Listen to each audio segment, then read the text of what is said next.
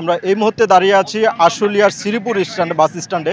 আমরা দেখতে পাচ্ছি আমাদের পিছনে যে মানববন্ধন হচ্ছে, আপনাদের এই মানববন্ধনটি দেখানোর চেষ্টা করব। আসলে আমরা আপনারা জানেন বিগত কয়েকদিন আগে গাজীপুরের যে আসাদুজ্জামান তুহিন সাংবাদিক হত্যা নিয়ে পুরো দেশ উত্তাল ছিল। ঠিক তার রেশ কাটতে না কাটতেই কিন্তু আমরা আমাদের আশুলিয়ায় কর্মরত যে একাত্তর টেলিভিশনের প্রতিনিধি আছে জাহিদুল ইসলাম অনিক, তাকে কিন্তু অপহরণের চেষ্টা করা হয়েছিল গতকালকে রাতে এবং তাকে বেধড়ক মারপিট করা হয়েছে।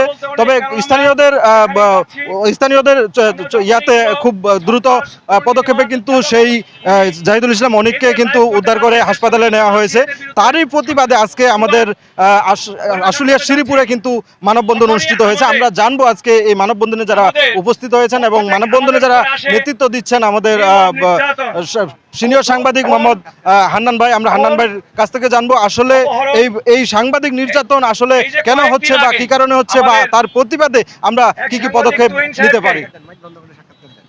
আমরা আজকে সত্যি দুঃখের সাথে এখানে দাঁড়াইছি যে আমাদের যে সাংবাদিক যেভাবে নির্যাতন করছে সাংবাদিকদের উপরে, আমরা সত্যি শঙ্কিত যে আমাদের যদি এমনিভাবে আমাদের উপরে নির্যাতন করে তাহলে হয়তোবা আমাদের এই কলম আমাদের আর রাখা যাবে না। কারণ আমরা কি করে রাখবো, আমরা সবসময় ভয় থাকি।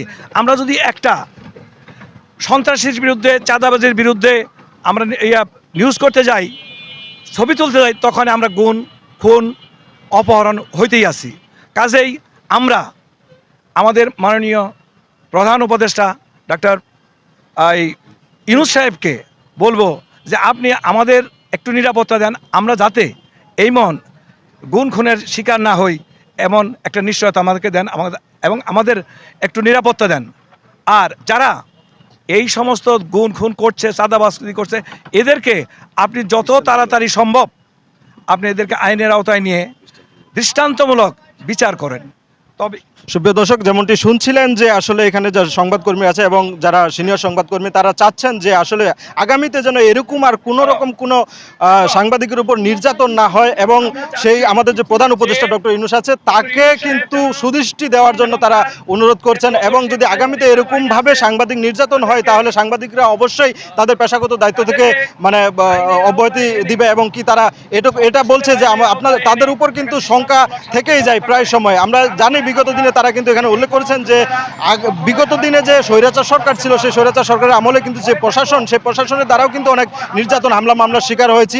এরপরে কিন্তু এখন বর্তমানে তারা যদি বলছেন যে বর্তমানে কিন্তু একটি মহল যে যারা দুর্নীতিবাজ এবং দুর্নীতি করতেছে তারা কিন্তু সাংবাদিকদেরকে তাদের বিরোধী এবং বিরোধী পক্ষ ভেবে তাদের উপর বিভিন্নভাবে হামলা চালাচ্ছে। আগামীতে যেন এরকম হামলা না হয় সেই উপলক্ষে, সেই প্রতিবাদেই কিন্তু আজকের এই মানববন্ধন। আমি সর্বশেষ জানাচ্ছিলাম আজকে জাহিদুল ইসলাম অনিকের উপর যে হামলা হয়েছে সেই হামলার প্রতিবাদের মানববন্ধন থেকে। সর্বশেষ খবর এই ছিল আমার কাছে। মাহবুব আলম মানিক, মুভি বাংলা, আশুলিয়া।